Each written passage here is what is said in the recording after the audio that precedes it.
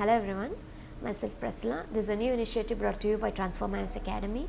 In this we will be detailing the current affairs on a daily basis related to UPSC and KPSC exam. So let's get started for 4/7/2018, the Hindu analysis. So the first news item, consult the UPSC for selecting the police chief. Supreme Court tells the state. So basically we are talking about the police reform. So the apex court, that's the Supreme Court here, has restrained the state government from appointing the Directorate General of Police without the consultation of the UPSC.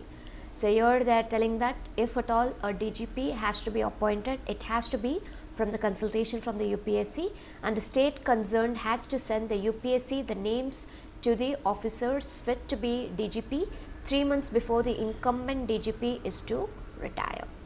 So here accordingly the commissioner will also prepare the list of the 3 officers which would be fit for the DGP post and send it back to them, and the appointment will give priority to the merit and to the seniority. And the tenure would be for 2 years from then. The tenure would be for 2 years, and the court passed the directions on the 2006 judgment on a petition which would be filed by the former DGP for the reform in the police reforms. And there's only 5 states as of now, that's Tamil Nadu, Karnataka, Andhra Pradesh, Telangana and Rajasthan have implemented the Supreme Court directions of 2006 to consult the UPSC on the appointments of DGPs. So here you have the important parts of here. The selections of the top cop, that the Supreme Court had issued the 7 directives to be followed by the states when appointing the Directorate General of the Police, and the proposals should be sent to the UPSC 3 months before the incumbent's retirement. And before the retirements there should be a proposal to what the UPSC, they have to send it for the UPSC 3 months prior to it, and the UPSC to prepare a panel of names as per the Prakash Singh judgment, and it should try and choose within the zone of the consideration to have got 2 years of the services, and the state shall appoint one of the panel's choice, and the state shall not appoint the GDP on an acting basis. Nothing to be done on the acting basis, so which means that it should be for a 2-year terms. The selected person can be continued despite his date of the superannuation, but the extension should be reasonable, and also appointing a person on the retirement day is not in conformity with the Prakash Singh's verdict. So the retirement day is not in conformity, and the state and the center rules running counter to the Supreme Court directions will remain in the abeyance. So this is with respect to the abeyance structure. And you can just load on to the old rule as per the Prakash Singh judgment, or you can have a look onto it. And here we have Prakash Singh versus Union of India 2016. So Prakash Singh versus the Union of India, the Supreme Court delivered a judgment instructing the central and the state government to compile with a set of 7 directives that laid down the practical mechanism to kickstart the police reforms. It's all about kickstarting the police reforms. The first point here is about the constituting a state security commission, SSC, to ensure that the state government does not exercise unwarranted influence or the pressure. Secondly, to ensure that the DGP is appointed through the merit-based transparency process with a minimum tenure of 2 years. And even the police officers on operational duties are also provided a minimum tenure of 2 years, and there would be a separation of investigative and a law and order functions of the police. So they are going to separate with the investigation and the law and order functions of the police, and they also want to set up with the police establishment board to decide the transfers, posting, promotions and other service related matters. And there is also call for a setup of the police complaints authority as a state and the district level to inquire into the public complaints against the police officers, and also set up a national security commission at the union level to prepare a panel for the selection and placements of the chiefs of the central police organization. So there is also a request put forth with respected or setting up with respected to the national security commission at the union level. So that would be preparing the panel for the selection and the placements of the chiefs of the central police organizations. And it is also mandated that a new police act on the basis of the model police act prepared by Soli Sorabji and circulated to the states. So it is a new police act with respect to the Soli Sorabji and circulated to the states.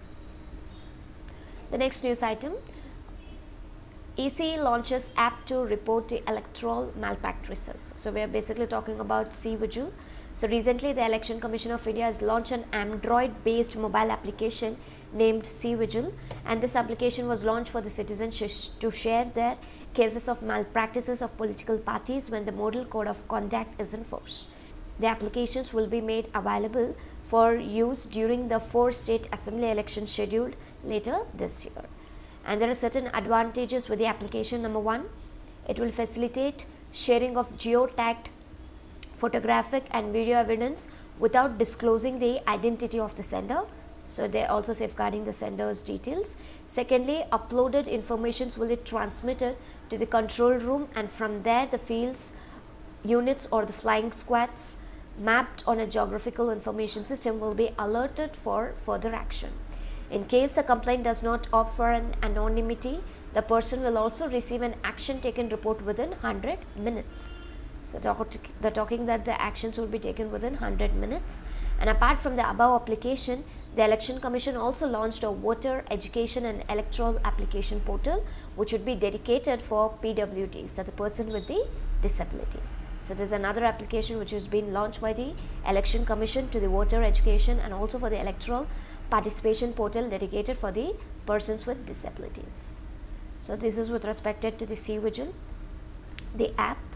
Then we have the Model Code of Conduct. This is with respect to the set of guidelines issued by the Election Commission of India for the conduct of the political parties and the candidates during the elections.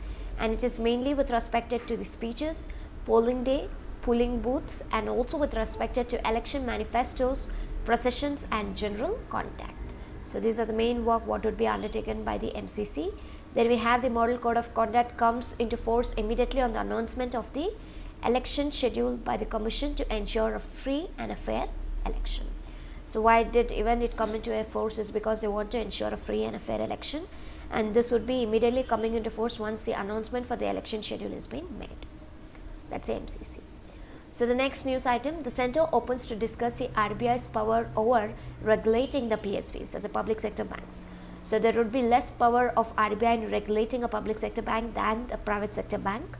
So here we have few important items which has to be known. One is that it cannot remove the directors and a management. So the all commercial banks are regulated by the RBI under the Banking Regulation Act 1949, and however the sections of the act which vest with the power to remove the directors and managements does not apply to the public sector banks. So here they are telling that the commercial banks are regulated by the RBI, there is no doubt about it as per the Banking Regulation Act 1949. But if it comes to the removal of the directors and management, it does not apply to the public sector banks. This means that the management of the public sector banks pays the heed to the instructions from the government than from the RBI.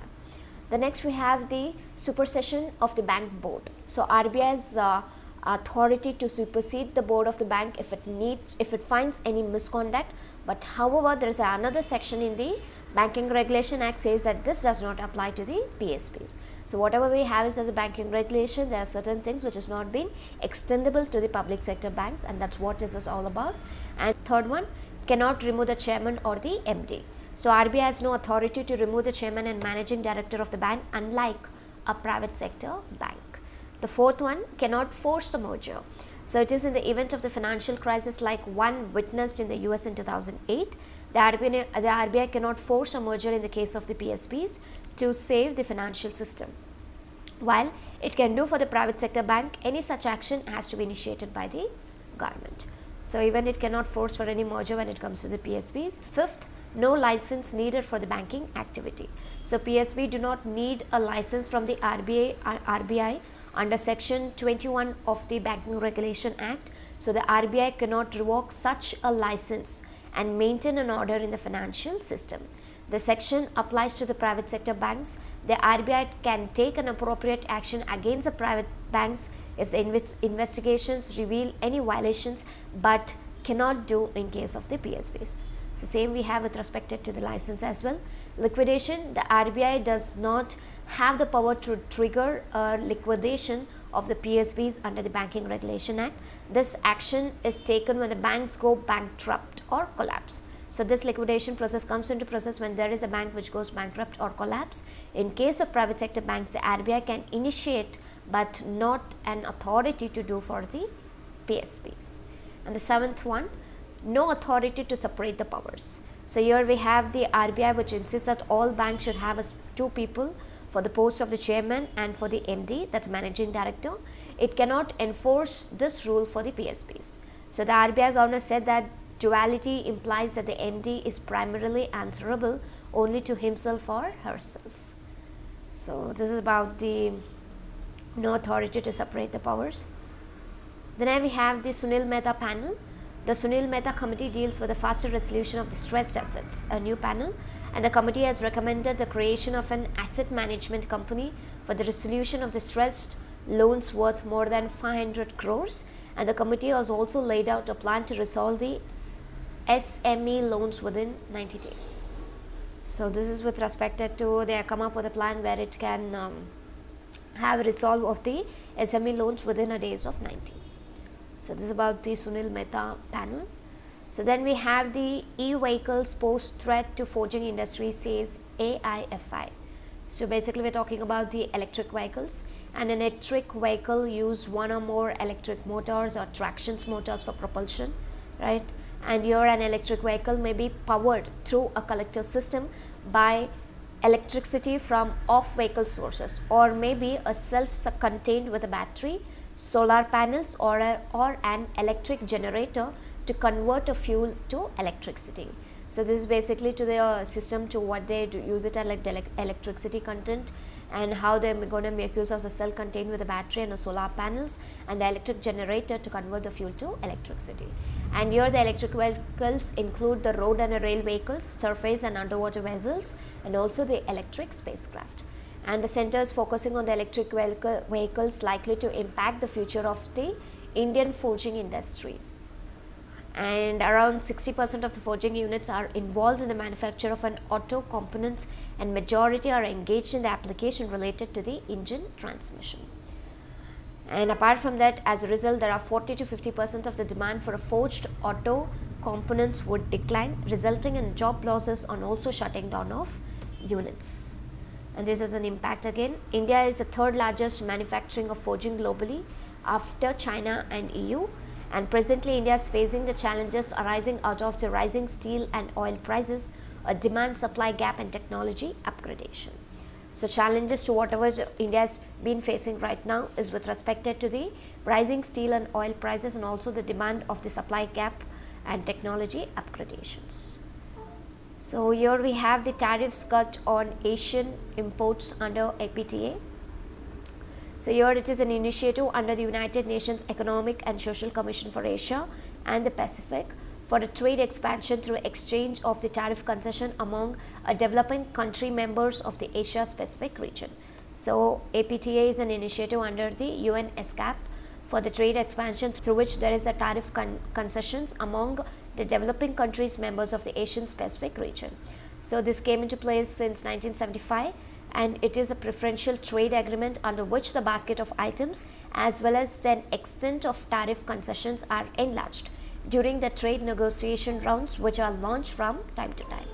And under the free trade agreement, the countries cut or eliminate the duties on most number of the goods traded from between them, besides liberalizing the norms to promote the services trade and also the investments. But under PTA, what happens is duties are eliminated on a certain number of identified items. So under the preferential trade agreements, the duties would be actually eliminated under the identified items.